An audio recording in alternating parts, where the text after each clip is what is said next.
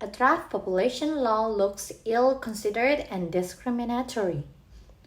Brightly colored plastic flowers greet patients at reception desk of Nguyen Tho Hao's abortion clinic. Yet the mood in her waiting room is grim.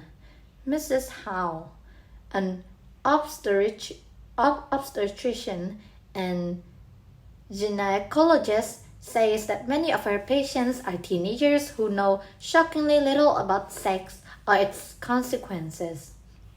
Some young women with late term pregnancies are sent to a nearby hospital for abortions. Others carry their pregnancies to term and leave the newborn babies in the care of Buddhist monks. Unwanted pregnancies could be avoided if only Vietnam had better sex education in secondary schools. A Vietnamese adage claims that avoiding discussion of sex is the surest way to prevent the deer from running. Yet the deer are already running, Dr. Hao insists, and the government is failing to guide them. Vietnam's abortion rate is not known for certain, but is thought to be among the world's highest. According to researchers at the Central Obstetric Hospital in Hanoi, the capital, 2/5 of all pregnancies in Vietnam end in abortion, double the government's tally. Ignorance about sex and contraception is one glaring factor. Some women who have abortions never meant to get pregnant. Others desperately wanted a boy since male children keep the family bloodline going and are traditionally expected to look after their elderly parents. Sex-selective abortions have been illegal since 2003, but the ban is hard to enforce. Ultrasounds are widely available.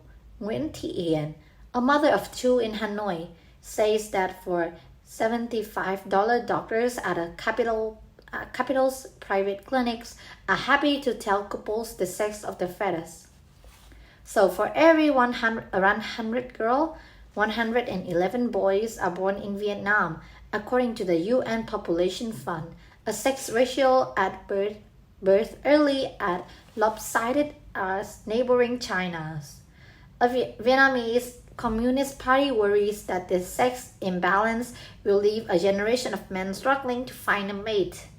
As in other societies with lots of frustrated single men, that may mean a more trafficking and prostitution, more rape, and a greater risk of political instability.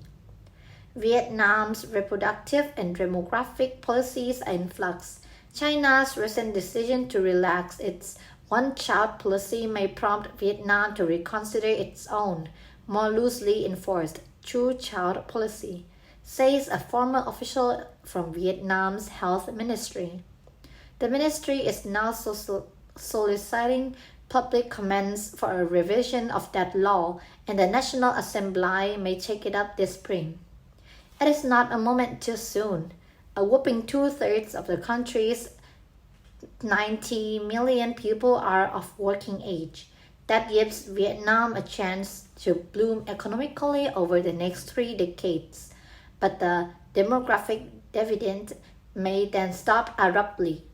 Fertility rates in some Vietnamese cities have fallen to below the population replacement rate, a trend that could eventually lead to a shortage of workers. As Japan and other rich countries have learned to their course, the difference is that Vietnam risks growing old before it grows rich. The new population law, in its current wording, would not help. It proposes to leave the two-child policy in place and ban abortion after 12 weeks, down to the current limits of 22 weeks, except in cases of rape. That may send even more pregnant Vietnamese into shadowy abortion clinics. In September, some 17 public health professionals complained about the proposed law in a letter to a health minister. Such pressure may prompt the government to extend the proposed 20-week limit. However, the population control measures being moved by the ministry contain another troubling feature, a prenatal focus on population quality. That sounds harmless enough, but the underlying idea, according to a foreign health policy expert in Hanoi, is that health officials could encourage mothers to abort fetuses showing signs of disability.